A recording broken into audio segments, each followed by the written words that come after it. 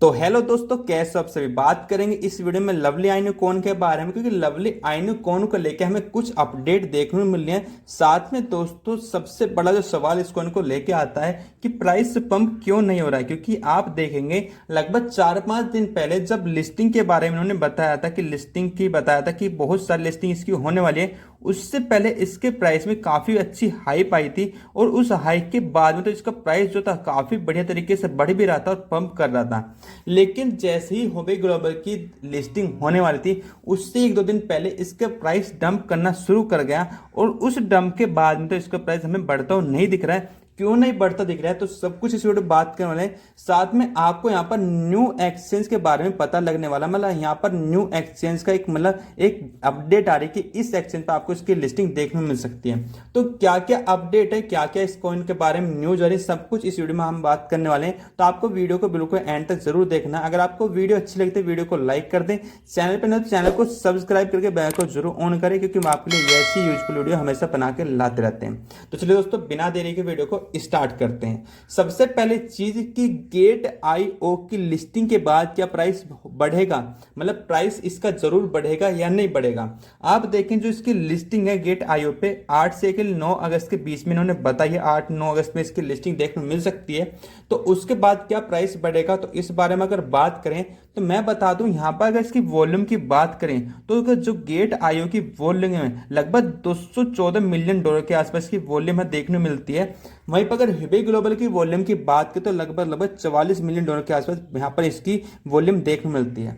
और Hubei global के मुकाबले गेट आईओ की अगर बात करें, एक तरीके से जो यहाँ पर कॉन्फिडेंस की है वो यहाँ पर हाई देखने मिलता है गेट आईओ पे। लेकिन अगर यहाँ पर देखते हैं आप हुबे ग्लोबल पे, तो यहाँ पर आपको मॉडरेट देखने मिलता है। तो इस हिसाब से आप समझ सकते हैं कि इसके लिस्टिंग के बाद में कुछ ना कुछ इफेक्ट तो आपको पड़ता हुआ दिखने वाला, क्योंकि गेट आईओ काफी बड़ा एक्सचेंज हो जाता है। और यहाँ पर इसके हिसाब से देखें तो सब कुछ गेट आईओ का हुबे ग्लोबल से काफी बेहतरीन देखने मिलता है। तो इस लिस्टिंग के बाद इस पे इम्पैक्ट तो पड़ने वाला है प्राइस पे। लेकिन प्राइस पे इम्पैक्ट पड़ेगा तो उसके लिए क्या क्या चीजों का ध्यान देना पड़ेगा डेवलपर्स को, क्योंकि डेवलपर्स कुछ गलती पहले कर चुके हैं। वो गलती अगर ये फिर से दोहराते हैं, अगर डेवलपर्स फिर से ये गलती करते हैं तो प्राइस में कुछ भी इम्पैक्ट नहीं पड़ पाएगा। प्राइस पे इम्पैक्ट पड़ेगा तो प्राइस डाउन जाएगा। तो उन चीजों का अगर ये गलती दोबारा ना करे तो प्राइस बहुत अच्छे तरीके से बढ़ता दिख सकता है और फिर से एक पंप हमें देखने को मिल सकता है। अगर दोस्तों इस कॉइन के करंट प्राइस की बात करें तो आप देंगे जो इसका कॉइन का करंट प्राइस है 0.4 टाइम 04411 रुपीज पे इसका प्राइस देखने मिलता है। और लगभग 18.7% अभी प्राइस डाउन जा रहा है। तो 18.7% डाउन जा रहा है। वहीं पर ऑल टाइम हाई देखे तो ऑल टाइम हाई इसने 1 अगस्त को बनाया था, जो कि 4 टाइम 0 के साथ में 8805 पे रहा था। इस प्राइस पे इसका ऑल टाइम हाई बना था। और उससे लेके देखे तो लगभग 50% डाउन में जा रहा है अपने ऑल टाइम हाई से। तो ऑल टाइम हाई से डाउन में जा रहा है लगभग 50% के आसपास। होल्डर्स की बात करें तो होल्डर्स बढ़ते दिख रहे हैं और आज इसके होल्डर जो है 93,100 के आसपास होल्डर हमें देखने मिलते हैं। मतलब कुछ लोग इस पर ट्रस्ट दिखा रहे हैं और होल्डर्स बढ़ते दिख रहे हैं, लेकिन डेवलपर्स इसका ट्रस्ट ब्रेक करते हैं, जो कि इनको आगे नहीं करना है। तो अगर दोस्तों आगे बात करें तो मैं आपको बता दूं, मैंने इसका 14 डेज का चार्ट आपके लिए निकाला है। अगर 14 डेज चार्ट आप इसका देखते हैं तो चार्ट में आप देखें तो पहले प्राइस का यहाँ पर ऐसे चल रहा था, पर उसके बाद में इसके प्राइस में एक हाइप आई और हाइप के बाद में इसका प्राइस हमें यहाँ पहुंचता दिखा था, जो कि लिस्टिंग से पहले इसका प्राइस यहाँ पर पहुंचता दिख रहा था। लेकिन उसके बाद फिर इसका प्राइस डाउन जाता है और फिर प्राइस बढ़ता दिखता है। लेकिन यहाँ पर देखें तो प्राइस यहाँ तक पहुंचा और फिर प्राइस डाउन जाके यहाँ पर इसका प्राइस थोड़ा सा फिर पंप करता है, फिर धीरे धीरे प्राइस डाउन जाता है हमें दिख रहा है। और अब तक प्राइस इसका डाउन ही जाता दिख रहा है। और हुबे ग्लोबल पे लिस्टिंग होने के बाद भी प्राइस पे कोई भी इंपैक्ट पड़ता नहीं दिख रहा है। प्राइस रेगुलरली अभी भी डंप करता हुआ हमें दिख रहा है। तो इसका क्या कारण है, इसका जो कारण कुछ लोग मानते हैं, उनका मानना है कि जो डेवलपर्स ने कॉइन जो अपने सेल किए थे उसके बाद में लोगों का जो ट्रस्ट था वो ब्रेक हुआ। उस ब्रेक के बाद में लोगों ने यहाँ पर कॉइन को पैनिक सेलिंग शुरू कर दी, मतलब पैनिक में सेल करना शुरू कर दिया। लेकिन जो इस कॉइन पर विश्वास करते हैं, जिनका मानना है कि कॉइन अच्छा है और आगे बेहतरीन आपको प्रॉफिट भी दे सकता है, तो उनका मानना है कि डेवलपर्स का उन कॉइन को बेचना बिल्कुल सही था। वो सही क्यों बताते हैं, उनका कारण भी है कि वो सही इसको क्यों मानते हैं।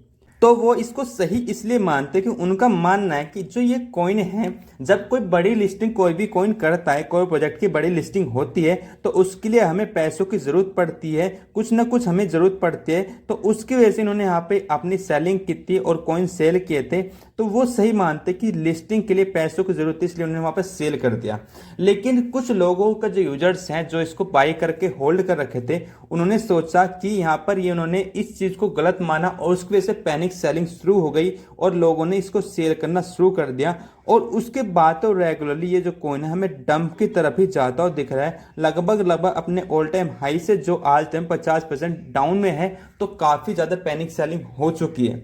अब दोस्तों अगर आप देखें तो काफी ज्यादा लिस्टिंग तो इसकी हो चुकी है। आप देखेंगे होबी ग्लोबल एक्सचेंज पे लिस्ट हो चुका है, बिटमार्ट पे हो चुका है, मैक्सी ग्लोबल पे हो चुका है, V3 स्वैप पे हो चुका है, डीगी फिनेक्स पे हो चुका है, यूनि स्वैप पे हो चुका है, पैनकेक स्वैप पे हो चुका है, हॉटबीट न्यूज पे हो चुका है, एल बैंक एक्सचेंज पे हो चुका है, कॉइन टाइगर एक्सचेंज पे हो चुका है, जेटी एक्सचेंज पे हो चुका है और बाई बॉक्स एक्सचेंज पे, मतलब ईटीसी बहुत सारे और भी एक्सचेंज जहां पर ये अब तक लिस्ट हो चुके हैं। और बहुत सारी लिस्टिंग अभी बाकी भी है जो कि आपको लाइनअप में देखने मिलना है, जो कि 9 लिस्टिंग के बारे में पहले अनाउंस कर चुके हैं। अब दोस्तों एक लिस्टिंग को लेकर पर सवाल उठता है, क्या यहाँ पर ये जो लिस्टिंग है आपको इतनी जो बड़ी बड़ी लिस्टिंग उन्होंने दे रखी है, डेट दे रखी है, क्या उस लिस्टिंग में ये भी एक्सचेंज शामिल हो सकता है? क्या KuCoin जो है ये भी उस एक्सचेंज उस लिस्ट में एक्सचेंज में उसका इसका नाम आ सकता है? क्यों आ सकता है, क्यों मैं कह रहा हूं, उसके लिए देखें दोस्तों, यहां पर एक ट्वीट आया था KuCoin की तरफ से कि coin of the week dash. तो इसके बाद में जो यहां पर हमारा लवली आइनो फाइनेंस है, इसने इसका रीट्वीट किया था और रीट्वीट करके यहां पर कहा था लवली आइनो कुछ ऐसे इन्होंने लिखा था। तो इसका क्या इशारा है, क्यों लवली आइनो कॉइन ने इसका रीट्वीट किया है? तो शायद ये इशारा हो सकता है कि जो बड़ी लिस्टिंग है, जो इसकी लिस्टिंग अभी लाइनअप में बता रहे, क्योंकि डेट अनाउंस किया है, सभी एक्सचेंज के नाम अभी नहीं बताए, धीरे धीरे नाम बता रहे हैं। तो शायद KuCoin भी एक नाम हो सकता है उस लिस्टिंग में। तो इस वजह से इन्होंने रिट्वीट किया हो, ये एक इशारा दे रहे हो।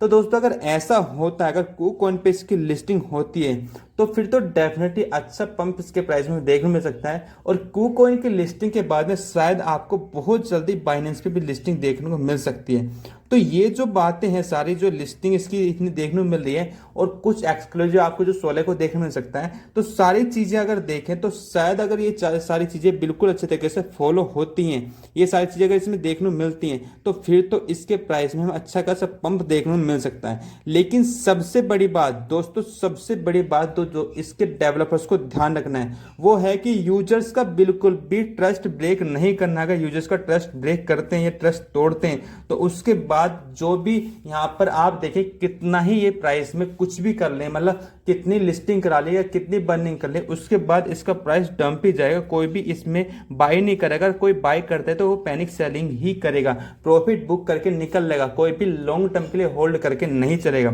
तो इसलिए आपको इन चीजों के देखें तो इनके डेवलपर्स को बहुत ज्यादा ध्यान रखना है, लोगों का ट्रस्ट तो बिल्कुल ब्रेक नहीं करना है। दोस्तों जो भी इसके बारे में अपडेट थी मैंने बताने की कोशिश की है। अगर आपको वीडियो अच्छी तो वीडियो को लाइक जरूर करें, चैनल पे नहीं तो चैनल को सब्सक्राइब करके बेल आइकन जरूर ऑन करें, क्योंकि हम आपके लिए ऐसी यूजफुल वीडियो हमेशा बना के लाते रहते हैं। तो चलिए दोस्तों मिलते हैं नेक्स्ट वीडियो में, तब तक के लिए thank you guys, bye bye, जय हिंद, जय भारत।